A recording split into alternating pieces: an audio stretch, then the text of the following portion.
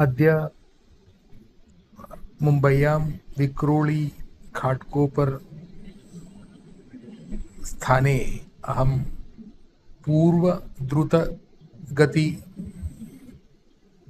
मार्गे गतवान्। तत्र वाहनचालनं कृत्वा एव अहं तत्र आसम्। मम पुत्र्या पत्न्या च सह।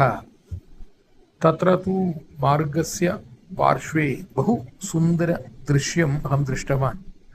तदहम् इदानीं सर्वेषां कृते दर्शयन् अस्मि। पिङ्क् ट्रम्पेट् इति एकः वृक्षः अस्ति। तस्य शास्त्रीयनाम टेबोबिया रोसिया इति। तस्य पुष्पाणां दृश्यमेव बहु सुन्दरं, पाटलवर्णमेव।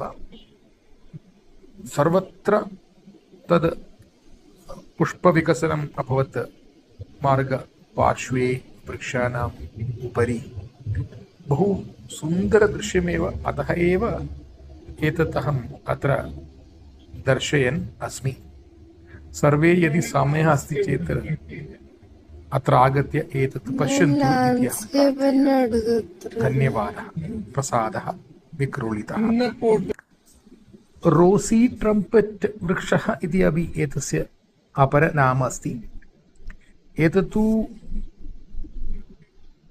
Costa Rica, central America, south America एतस्मिन् स्थाने एव एतस्य मूलस्थानम् इति अहं कुत्रचित् पठितवान्।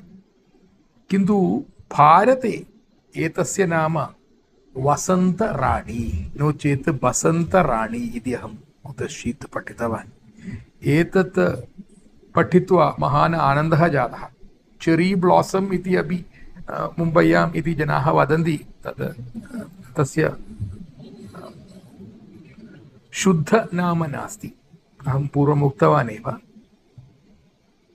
टेबोबिया रोसिया, नो चेत् रोसी ट्रम्पेट् ट्री इति वदन्ति। किन्तु वसन्तराणी तु बहु सम्यक् एव।